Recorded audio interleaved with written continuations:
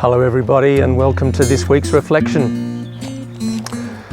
As you can see, I'm walking beside the great Yarriambiack Creek, and I hope that I find you and your family well as winter sets in, as the frosty mornings put a bit of chill on our toast, but the sun shines our face during the day.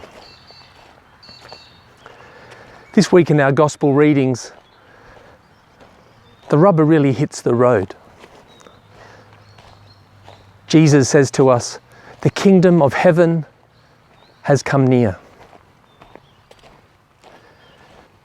I don't know about you, but sometimes I feel that the kingdom of heaven seems far, far away from the daily lives of our earthly realm.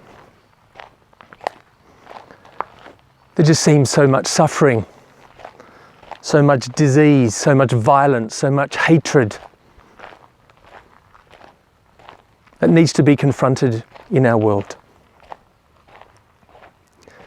St. Paul, writing a letter to the Romans, mentions this week that suffering produces endurance. Endurance, character. Character, hope. And hope finds its source in the love of God. I want to say a few things around these points. The first is that suffering, I believe, has no place or no value in itself. There's no need to spiritualize it. There's no need to value or glorify it in any way. Suffering is a part of being human and the stuff that life throws at us. Therefore, it has no value in and of itself. However, as human beings, it's how we respond to that suffering that often makes a difference. This, I believe, is what Jesus says when he says the kingdom of heaven has come near. He has come to show us that there are ways to deal with this suffering. The first thing that Jesus does is to give us a task. Cure disease, confront evil, and bring peace to the communities in which we live. This is the first thing he does. And then he creates a team. He chooses a team of ordinary people like you and me. They weren't trained up, they weren't skilled, they didn't go to a conference before they were chosen.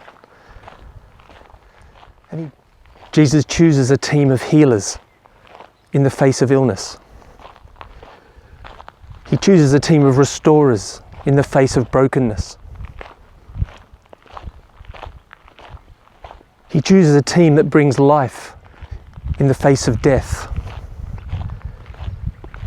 He chooses a team of people who bring hope in the face of despair. It's not a team that has any status attached to it,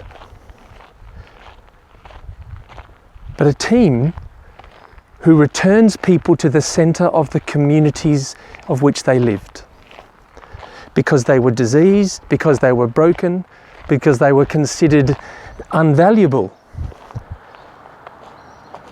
Jesus' command restores them to the center of community where they can take their rightful place once again.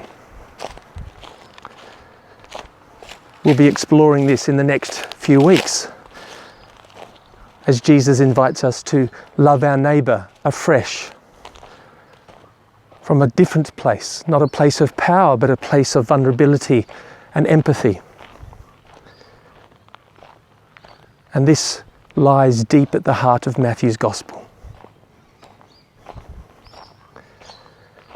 This week, with your gifts, your imperfections, I'm going to invite you to find that action, that person where you can help bring part of the healing process to our world and bring peace to the hearts of those we love and care for.